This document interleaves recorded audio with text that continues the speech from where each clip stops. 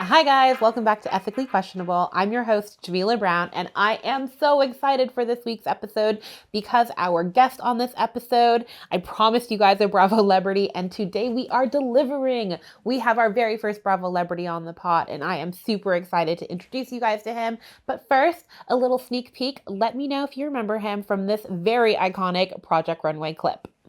I cannot see Carly wearing it anywhere, honestly. Not even to dinner with the Kushners? Oh, That's your husband. Okay, incredible, right? Like the shade. Oh my gosh. So this designer is named TYLER NEASLONEY, and Tyler and I, you guys will never believe this, we went to high school together in Wyoming, of all places, the least populated state in America. We went to high school together. So I was super excited when I was in New York next week to get the chance to reconnect with him and get him into the studio. We didn't go in the Polestar because I was absolutely too afraid to drive in Manhattan. I need to live, you guys, I've got children. But I did get him into the studio to talk about all things fabrics and fashion and fascism a little bit, and just really like get the lowdown on what it's like to be a celebrity designer, working with high profile people. Maybe sometimes they're a bit controversial, maybe they're not. Super good chat. But before we go into it, I have to share some ethically questionable news with you guys this week. And this week is really based on actually my own personal experience and this whole, world of design and fashion and stuff that I was, pretending to live in while I was in New York last week. So look, I have to admit, I bought this jacket, which is a designer X fast fashion collab. Oh my gosh, I can't believe I said it out loud. Christopher John Rogers and Old Navy. Because while I was in town, I was speaking to so many people about designers and, who in New York should I be checking out. And CJR, Christopher John Rogers' name just kept coming up. People were wearing his clothes. They were talking about his sample sales, and they were talking about the Old Navy collab that just dropped. So I'm not somebody that buys loads of clothes. I find it really overwhelming. I don't want to shop fast fashion because I just, understand how terrible it is for the environment. I also suck at shopping secondhand, so I kind of just avoid it in most cases, unless it's something that I know I will really, really love. So having heard about, Mr. CJR all week, I decided to pop into Old Navy. It's an accessible option to grab a piece of designer X fast fashion clothing. So I got the jacket. I love it. Guys, I actually really, really love it. But while I was on my way back to London, I couldn't help but think of all of these things I've been seeing on social media lately from people who I really, really admire and respect, like Brett Staniland and Lucy Siegel, who have been talking about the sort of like wider implications of this whole high design, X fast fashion model that seems to be taking over these days, right? You're seeing it everywhere. Victoria Beckham and Gap, Stella McCartney, H&M, Willie Chavarria, Zara, John Galliano and Zara. Like, what is happening, And I think it's an interesting sort of ethical dilemma, right? Because on one hand, a lot of these collabs are touted to be making designer fashion more accessible to people, right? And some of these designers have like serious, like moral grounding behind them, right? Stella McCartney is like one of the pioneers and icons and like world leaders of sustainable fashion. Willie Chavarria, I mean, again, huge conversations around social justice, around inclusivity, around exploitation. And yet they're doing collabs with brands that are causing a lot of these issues, right? H&M are one of the biggest fashion polluters on the planet. Zara have had no shortage of supply chain exploitation issues, etc. So, like, should they be collabing with these brands for the sake of accessibility for people who want to engage with them and their values and what they represent? I don't know. There are some statements, right, that I read in Lucy Siegel's article, which is really great on her Substack. The Siegel has landed. Go check it out. Where she says, Stella McCartney did an H&M collab about 20 years ago with H&M. And one of the things that they say is how that really prompted H&M to look more into organic cottons and recycled materials, etc. And as a result, H&M's material, textile usage has improved. But when Lucy went and actually did some of the research on that, she says that the impacts of that collab were tiny, negligible, if any. So are they really like can the collab really be worth the change that it's bringing or the conversation talking points that it's bringing? Are we just greenwashing for these brands, right? Who want to seem like they're higher brow, more elevated, acting more ethically, thinking more inclusively? Like, I don't know. So I bought the jacket. I'm going to take really good care of the jacket. Oh, sorry. A really good point that Lucy made on that note. She said, what would be great for Stella McCartney's, 20-year revival of her H&M collab would be to talk about how many pieces from that original collection are still being worn today by the consumers who bought it, by the customers who bought it. So, okay. It's really made me pause and think about my own shopping that I did this weekend or last week. I love this jacket.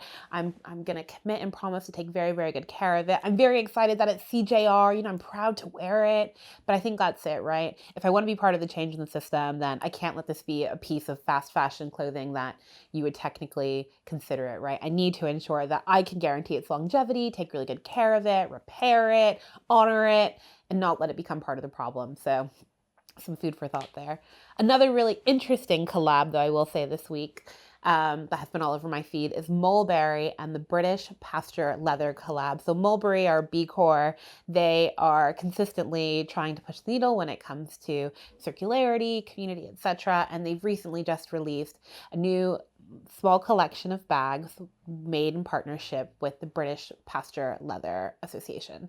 So what this is are cows that are reared in the UK. Their leather is tanned in the UK. They're grown, established, built, farmed, raised on regenerative farms, and everything is hyper local, low miles, low travel, low carbon, and low global impact, right? So they've put out these bags. People are really excited about them. I was looking at the bags, they're fab, and I thought to myself, these bags are like $2,000, right? $2,000 a pop. If you're going to spend that on a luxury bag, wouldn't you be excited to spend it on one that you can proudly be like, this one is fully UK. It's done no damage, versus this one is from some fancy designer who doesn't really give that much of a fuck. How much more of a flex is it to be like, you like my bag? Guess what? It's this, this, and this as well, right? So something to look into if you're in the market for a new bag. Last piece of ethically questionable news. This is just 100% ethical. I'm so excited. David Attenborough, our patron saint of the environment and everything that is good, is turning 100 this week. At first I thought, does that make him a Gemini? Which totally did not track, but he's not a Gemini, he's a Taurus, so all good. Happy birthday to David Attenborough. We love you. I call you the patron saint. Maybe Pope Leo can make you a patron saint. I don't quite know how that works, but long may you continue to live. We adore you, David Attenborough. Thank you for everything. All right, so that's the news. That's what I've been thinking about this week. Let's get into the studio, not into the Polestar, to catch up with Tyler Neasloney and hear all about fashion, fabrics, and fascism. Onto the show. Okay, well, Tyler, thank you so much for being here today. I'm so excited to be here. I think this is, such a kind of a mind-blowing moment that we both are from Wyoming. You went to London, I went to New York. Here we are all these years later. It's kind of surreal to be sitting here. Yeah, it's pretty crazy. Yeah. I mean, I just want to caveat, I wouldn't say that I'm from Wyoming. Fair. But the fact that we met there, when I was in high school there for a year because we were military kids, maybe more than a year. Yeah. But the fact that that's how we know each other, and 20 years later, we're here in New York. Yeah. Doing crazy, creative, cool careers. I say cool, you're cool. I'm back at you. I work in policy writing and strategy. But you're cool. And doing cool things though. Yeah. So, Thank you. So yeah, look at that. Look at life. Yeah. That's where it takes us. Amazing. Yeah. Okay, so tell us, I mean, you said that you're from Wyoming, but tell us a little bit about how you got to where you are today and what it is that you actually do. So I grew up in Wyoming, moved to DC, moved to New York, worked outside of fashion for a little bit. Always knew how to sew because my mom taught me when I was a kid. Love that. And what started as dabbling in Halloween costumes and, just little things gradually turned into a dress for a drag queen, for a singer, for a performer, whatever. And then it started taking up a corner of my apartment and then a side of my apartment. And then I got a studio and now I have a bigger studio. Oh and my so gosh. now it's, been my full-time job for a couple of years here. So it's been a very unpredictable kind of wild ride, but it's fun to be working in fashion full time now. Yeah, and amazing. working with some amazing people. Amazing. And so your brand, Dear Tyler, Yes. is like specifically bespoke, custom luxury outfits? Definitely. Yeah, So mostly what I do is custom work for Broadway, for London's West End, for television, for commercials, or private clients. I work with a lot of brides. I work with a lot of grooms. I work with celebrities who need crazy outfits for the red carpets. Yeah. And it's usually just a kind of like a one-off piece, one of a kind, handmade. It's a pretty special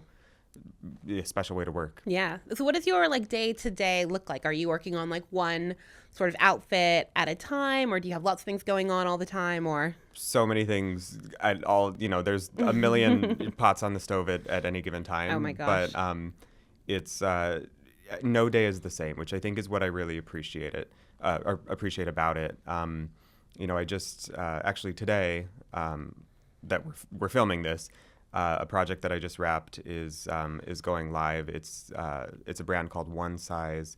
It's by Patrick Starr, the YouTuber makeup artist.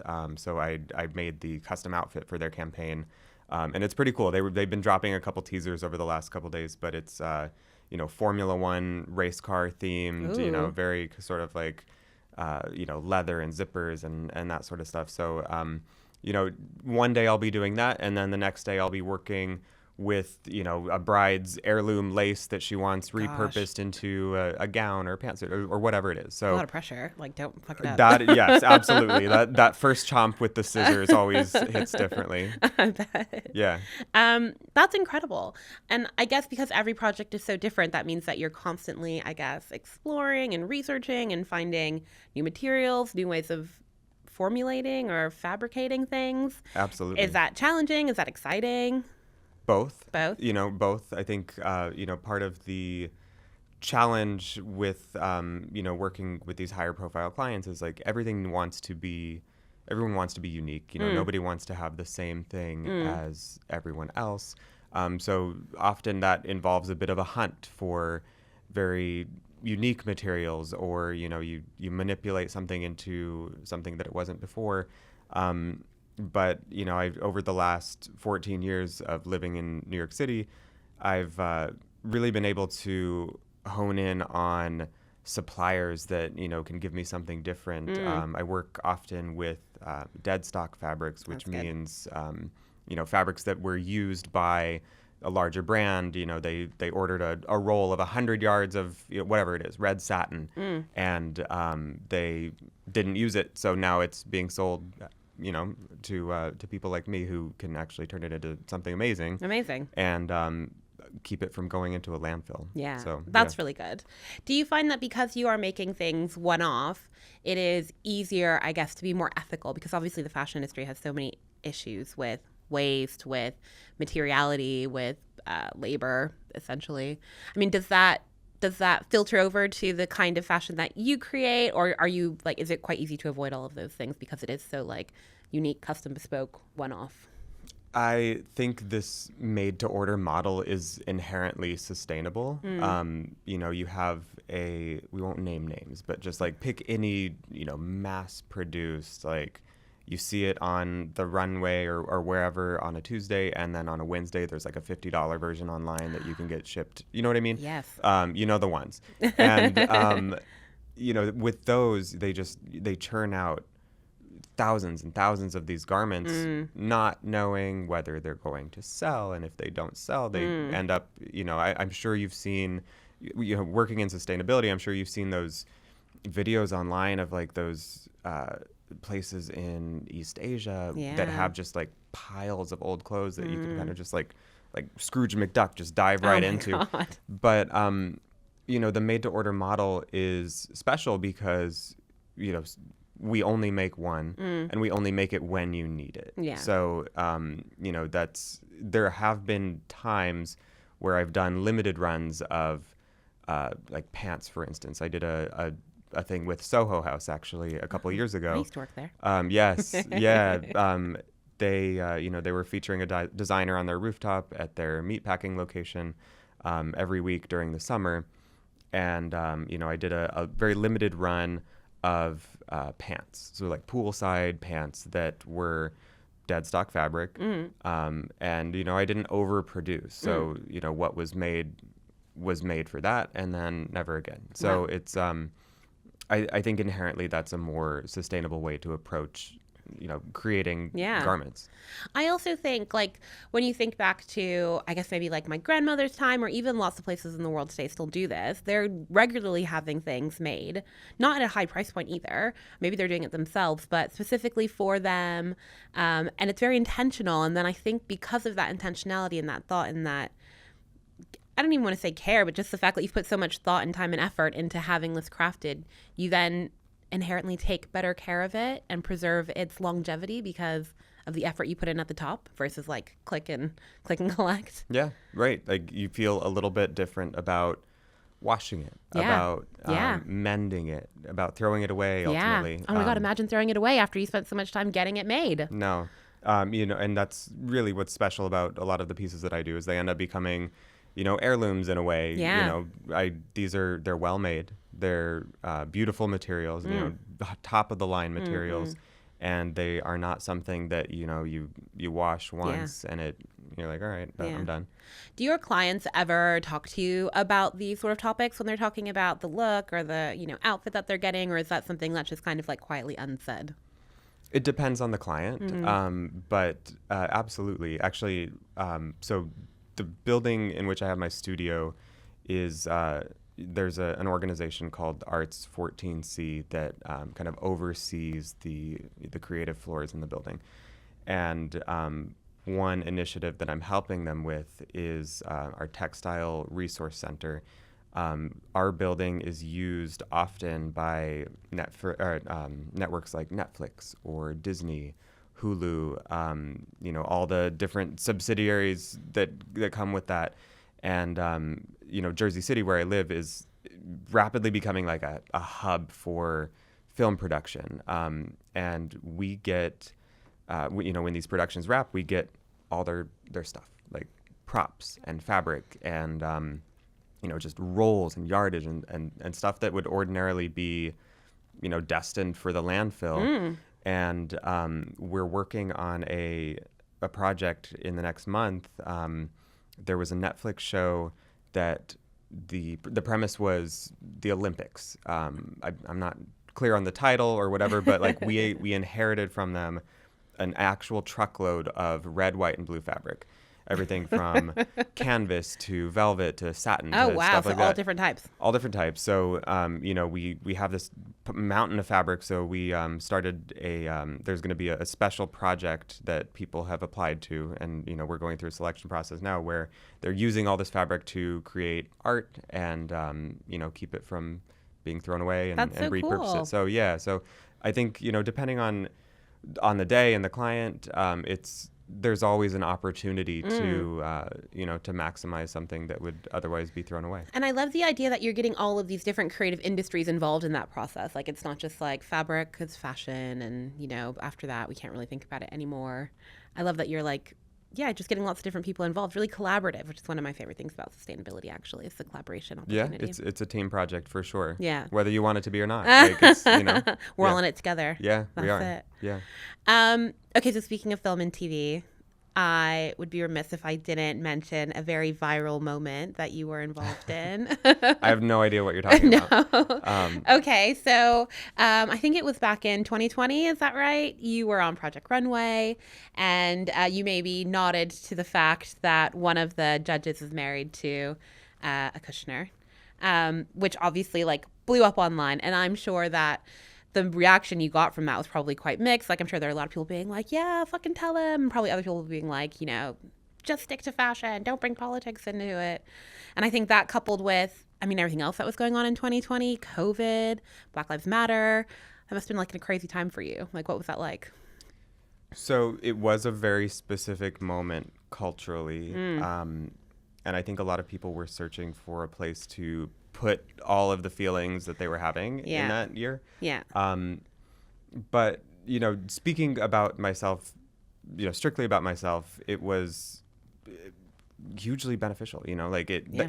it was a, you know, I threw a little bit of shade on the television show, and it got some laughs, it got some good traction, it got a few negative things, but at the end of the day, you know, like it put my face out there, it put my work out there. I made some T-shirts, donated some proceeds. You know, like it was actually a pretty cool moment for that. So I want a T-shirt. yeah, yeah. So it was, you know, the moment was what it was. Yeah. But you know, it did allow me to, you know, turn that into my full-time job. You know, like that was a huge springboard for me. And you know, I didn't win the season, but it Didn't was matter. right. Like it was the difference between being somebody who just got kicked off midway or like actually making an impression. So Okay. yeah, So your advice to all like up and coming creatives is like throw shade. just be a bitch on television. Yeah.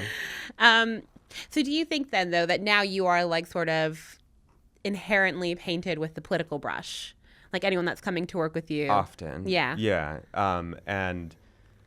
And that's, you know, that's fine. Like people are going to take from it what they get. But at the end of the day, like I like making cool things. Yeah. I like making beautiful things. That's really what it is about for me. And that's what it's always been about. And, you know, everyone exists somewhere politically. But I think, you know, as far as like having clients in the studio who, you know, who want to send one message or another, you know, that is part of the beauty of custom work is, you know, we create these things from the ground up to do whatever they are hoping they will do. Yeah, amazing. You know what I mean? Yeah, definitely. Can I ask another question about sort of like designers and maybe values and those sorts of things? So again, going back to 2020, I mean, there was a huge outpouring globally from the creative industries, from different industries around. Let's be more inclusive. Let's be more sustainable. Certainly in fashion, you know, there were all these like pledges and things made. And now here we are 6 years later. The headlines obviously say to us that like everyone has abandoned these and has rolled back, etc. And while in my own work I've seen that to be the case a little bit, you know, I do still feel like there's a lot of stuff happening, a lot of good things happening, a lot of different organizations. How do you understand this in your cohort? So I don't mean like fashion in its entirety, but like maybe specifically like more luxury or like high end or like, you know, designer name type fashion. Do you feel that there's still a strong progressive movement happening, or maybe not? In that moment, a lot of brands discovered that values are easy to communicate, but more challenging to operationalize, especially on a long-term basis. So, you know, like I think here we are 5 years out, so you kind of find out what was just talk and what was actually meant. So, you know, it does vary widely from brand to brand, but yeah. How do you know, maybe you can give us some tips, if a brand today is one that you would want to give your money to if you are somebody who really cares about values? Because there's a lot of like greenwashing and, you know, talk, like you said. But what are some maybe like surefire signals or signs that people can look out for to be like, this is a bit fluffy?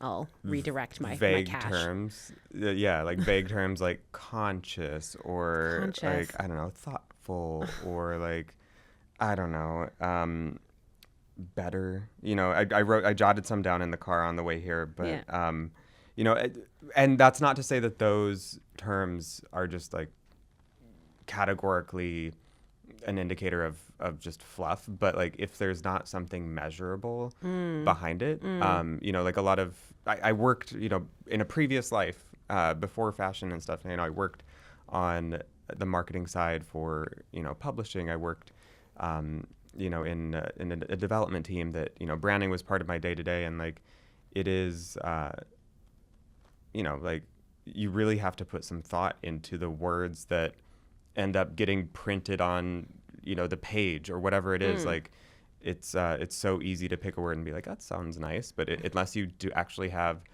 the actions and the data to back it up, it is just fluff. But so it is really again on like us the consumer to be really like doing a bit more research behind each brand rather than just taking things at face value. Yeah.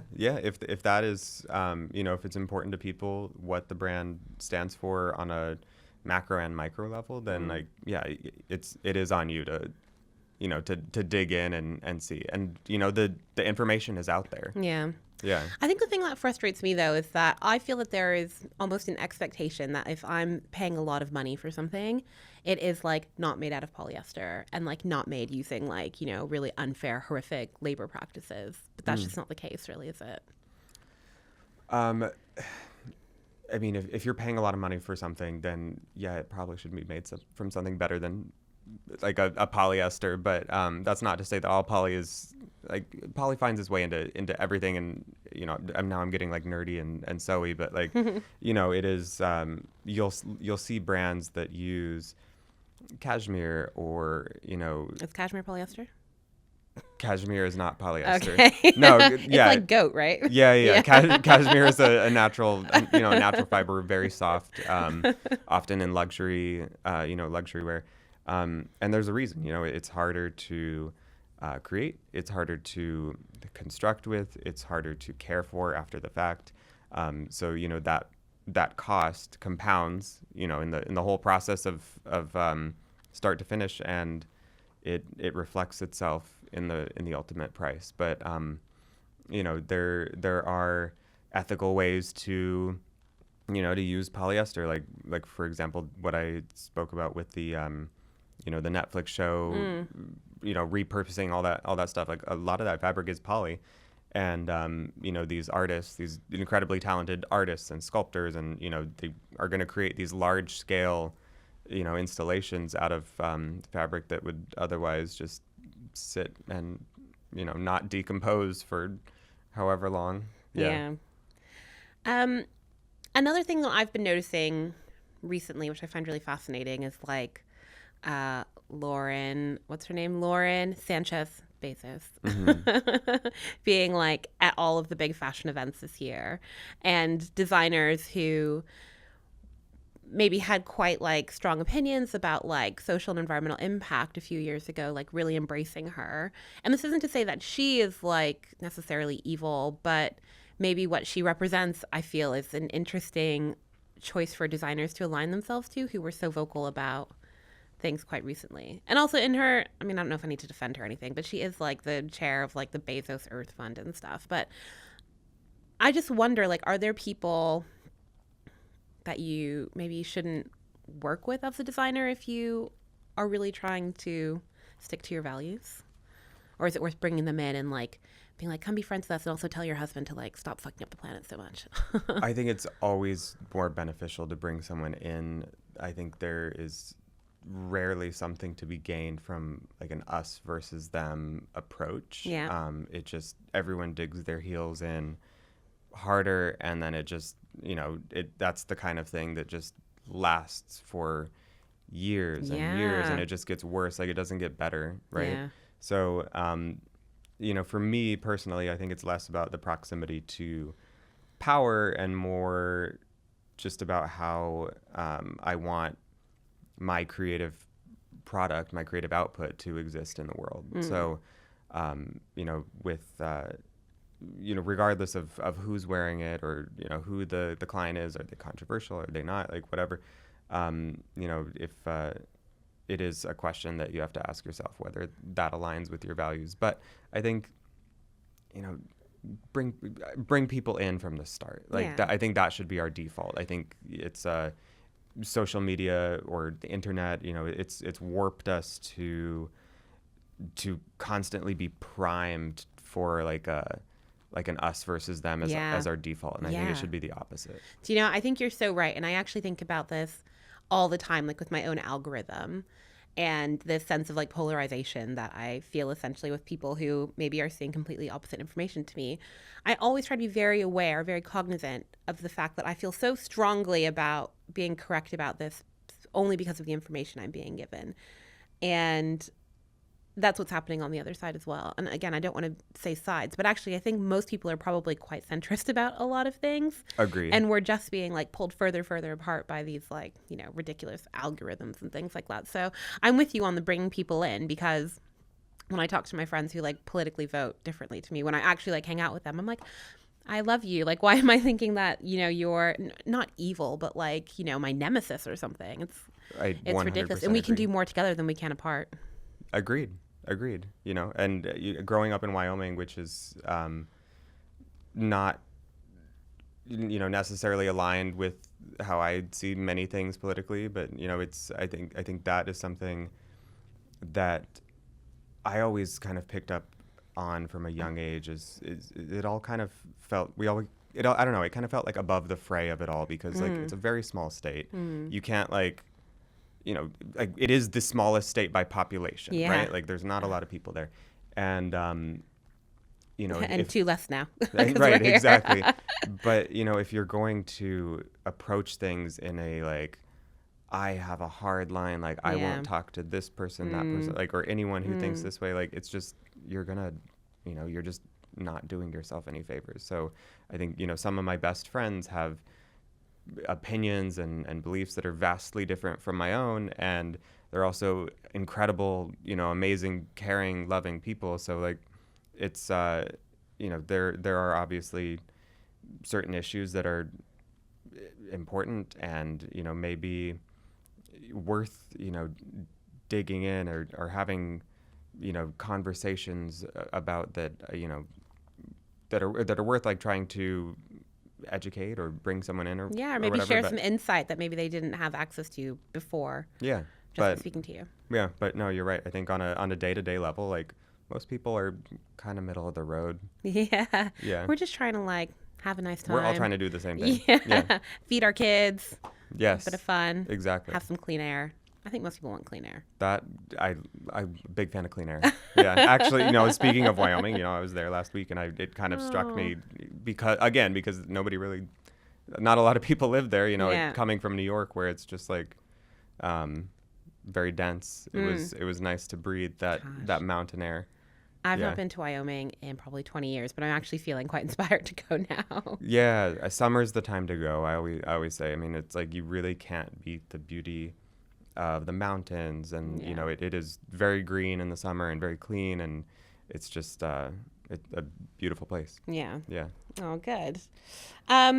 Okay, so going back to fashion, who are some of your favorite designers besides yourself, obviously, and why? Give me some inspo for when I'm thinking about building up my wardrobe a bit. There you go.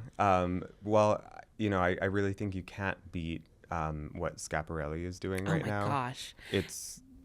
It's like, it's sculptural. It's, you know, it's stunning in a way that, you know, hasn't been seen before, and I'm a huge fan. There is a Schiaparelli exhibition at the V&A in London right now. Yes. All of my friends have gone. They keep posting this one like coat that is angel wings folded over, and every time I see it, I'm like, I'm gonna steal that. I'm gonna rob the V&A. I'm gonna be like the Louvre heist, except it's gonna be the V&A heist getting the Schiaparelli coat.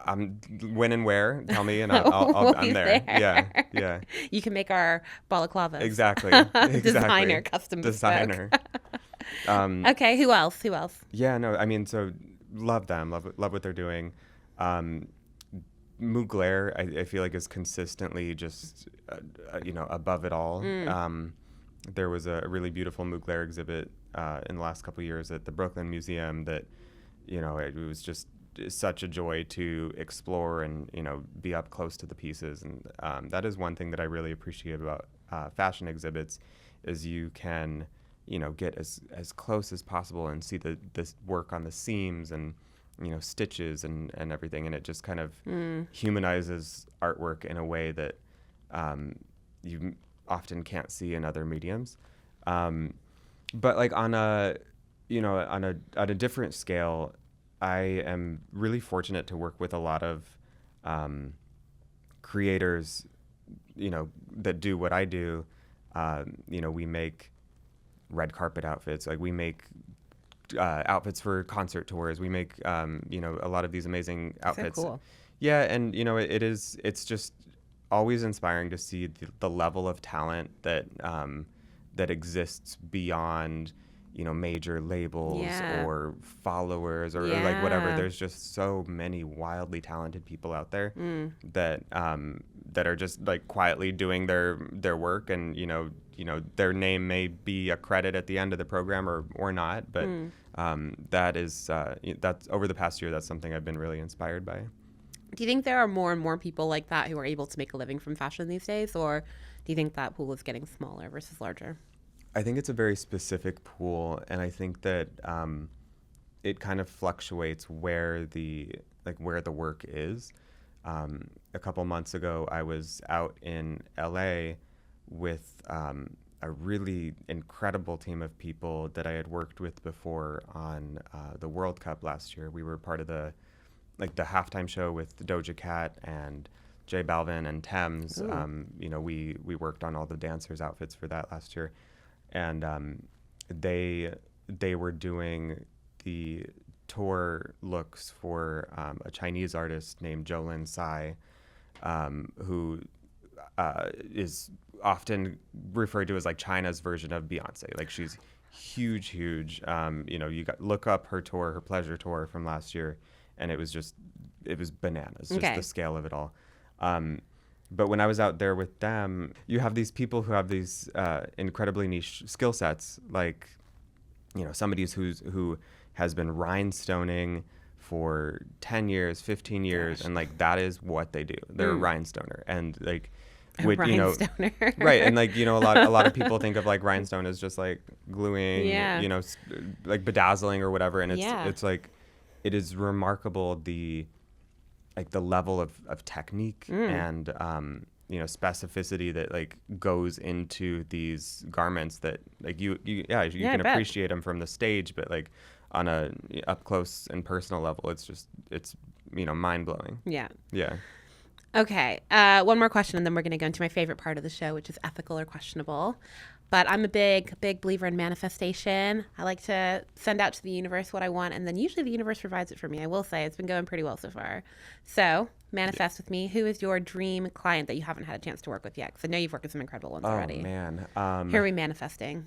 Love Taylor Swift. Taylor Swift. You're Tyler and Taylor. Yes. It's perfect. Okay. All right. So ethical or questionable. So I've got some hot take topics for you, and you have to tell me if they are ethical or questionable. Pretty straightforward. Yeah. Okay, topic number 1. Zoran Mamdani not going to the Met Gala. First mayor to do so in a long time.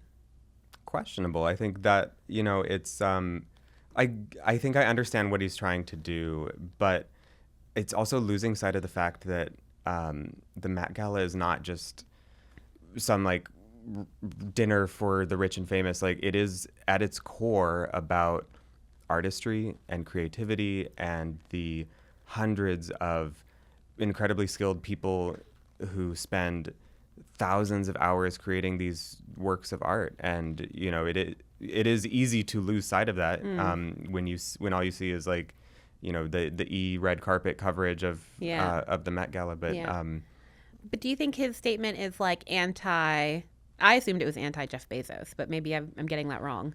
Do you think it's anti-establishment, maybe? I think it's all part of this. I don't know. I don't know him or like what he. I don't know what's in his head, but I think it does certainly have something to do with wealth and class and disparity and that sort of thing, which I do understand and I respect that. But let's not forget, what the Met Gala raises money for, which is the Met, and like, come on, I think again, it's easier to affect change from within the room than from the outside. Have a seat at the table. Have a seat at the table. Like, you're given the seat at the table, like, use it, and see where you can get from there. Okay. Yeah. Okay. Next topic, hot topic at the moment, The Devil Wears Prada, and I guess maybe not necessarily the movie, but the wider fashion magazine Vogue industry of it all. Ethical, questionable? I think it's exaggerated, but not entirely fictional. So I'm a huge fan of the first movie. Like, me too. That came out, I think you and I were probably in senior, junior year of high school. Must have been, lived and breathed that movie. I think I could quote it start to finish and backwards to front. Like, I also really loved Adrian Grenier. I had a huge crush on him at the time. Yes. 07 heartthrob. Like, yeah. But I think it is I don't know. I haven't seen the movie. Obviously, and it just came out. It just premiered. But I'm excited too, and I think that like it's good to see people having fun with something. Like it does just feel like good, clean fun. Okay. Yeah. Okay, I like that. Okay, next, ethical or questionable. Red carpet looks that have political statements written on them or designed within them. I think they're great when they're specific, and not so great when they're vague or half baked. I think often it can be more powerful than. I think a lot of people are very quick to like slap on a word here or there, or like a pin or whatever. Yeah. Which I get, and I think that can be effective, but I like to approach it from a more micro level. So from the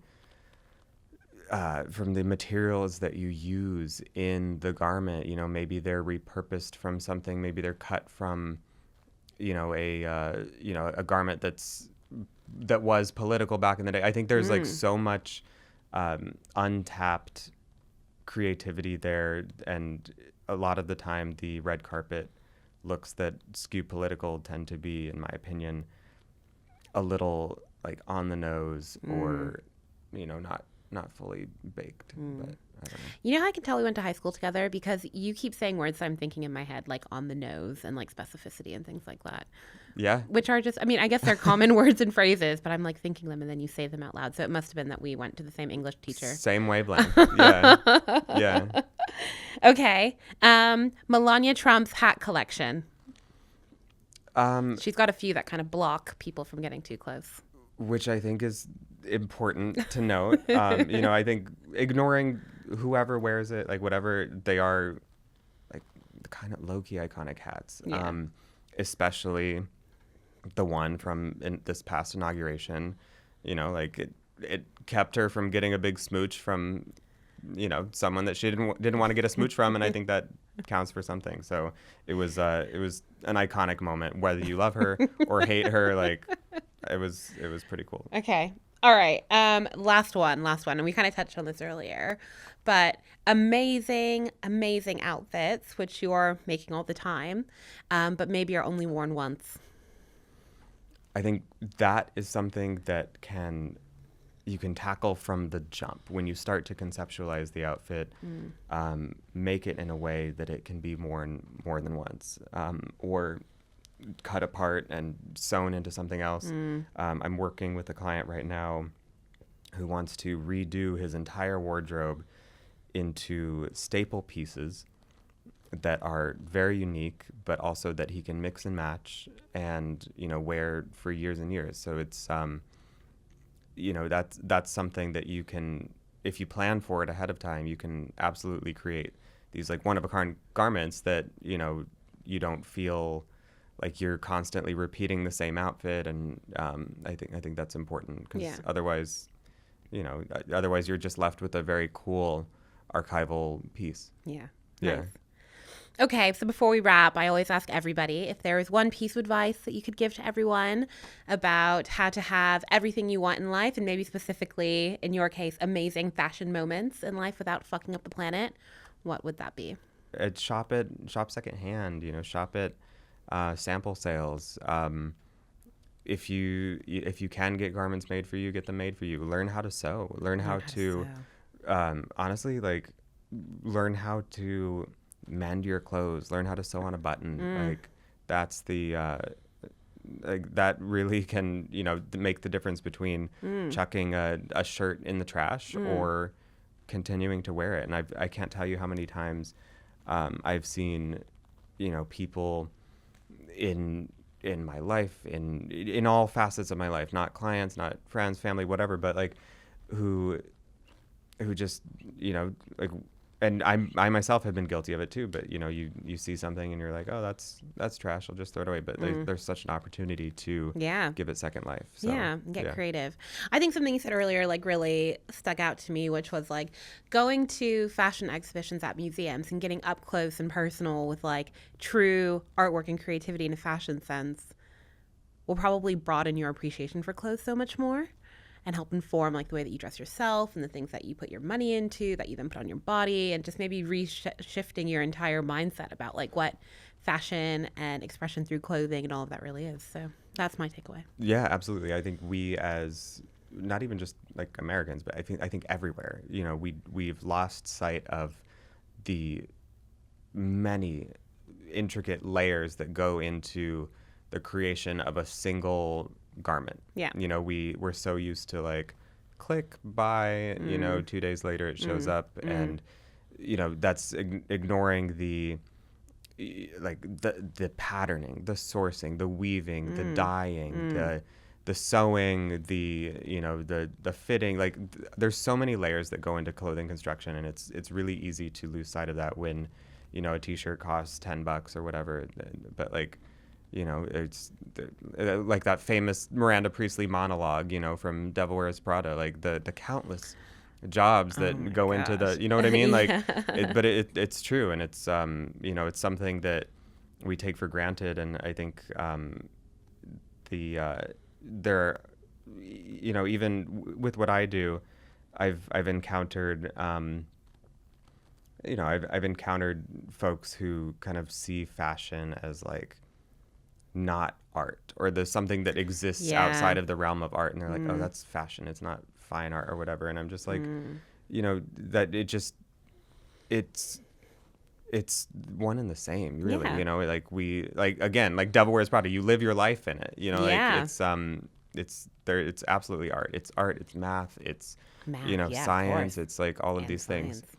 Wow. So Love it. yeah. All right, Tyler, thank you so much. It's been so incredible, and like just extra special over the fact that like we went to high school together, and now we're here. So thank you so much, and I'm so inspired by you, and I'm so glad we got to reconnect. Thank you for having me, and you know, likewise, it's been incredible to watch your journey over the years. You know, two people who left this little state in the middle of the country and are now doing big things. So thank you for having me. From the least populated states to the most populated cities. How about that? Facts. Yeah, right. It's extremes. We only operate in extremes. We only operate in extremes. Love it. Yeah. All right. Cool. Thank you. Thank you. Bye. Right, guys, so that's the episode with Tyler. You can find him at Dear Tyler on Instagram, or his designer website is deartyler.com.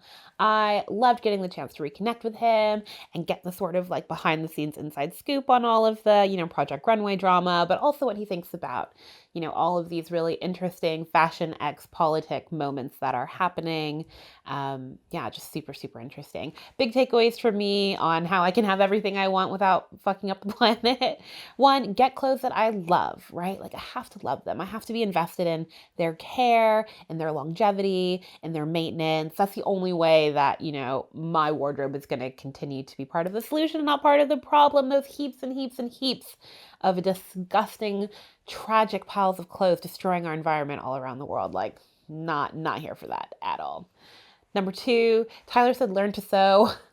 I say, okay, look, I'm probably not going to learn to sew, but like what I can do is definitely like learn where my local seamstress happens to be and like invest my money into getting the things I love repaired with them, right? That seems like, for now at least, an AI-proof job. So I think if you're not going to learn to sew, learn where you can get your clothes fixed, right? Keep them in circulation, even within your own wardrobe. And then lastly, I think my big takeaway was like, get to the museum, you guys. Like get up close and personal with like good craftsmanship, and it will just make you appreciate the things you have so much more. I hate to say like, you know, touch grass and get offline, even though I think that's probably a solution for a lot of things. But I think in this case, right, if you're thinking about clothing, if you're thinking about appreciation for craftsmanship, you got to see some good shit in real life. You can't just be like scrolling.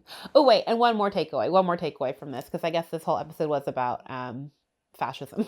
No, it wasn't about fascism, but it was about maybe controversial folks. Is I really do think that we are actually a lot more centrist than forces would have us believe. And I think that it's probably good to like lean into conversations or lean into collaborations or activations or whatever it is with people who perhaps on the surface don't seem 100% like value aligned to you. I'm not saying marry them. We figured that out in episode 1. But what I am saying is that maybe there's room for more conversation amongst us to help, bring us back together, folks. So that's it for this week's episode. Hope you liked it. Please follow, subscribe, share with a friend, guys. We're trying to grow this podcast. I cannot wait to see you guys next week. And thanks for all the love that we've gotten to date. Catch you next week. Thanks again for tuning into this week's episode of Ethically Questionable. For more info, thoughts, ideas, conversation starters, you can follow me, your host, Jamila, at Jamila Faye. Ethically Questionable is electrified by Polestar, the Swedish electric performance brand created to accelerate the shift to zero tailpipe emissions. Their approach to transparency means every car they sell has a carbon impact report so you can drive with a conscience.